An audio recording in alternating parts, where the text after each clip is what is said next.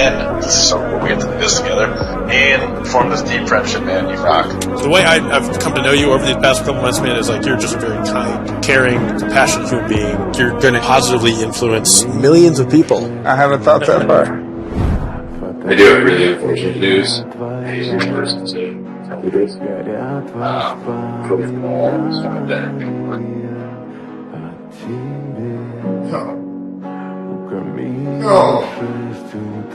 No, man, no. No, don't lie to me, bro.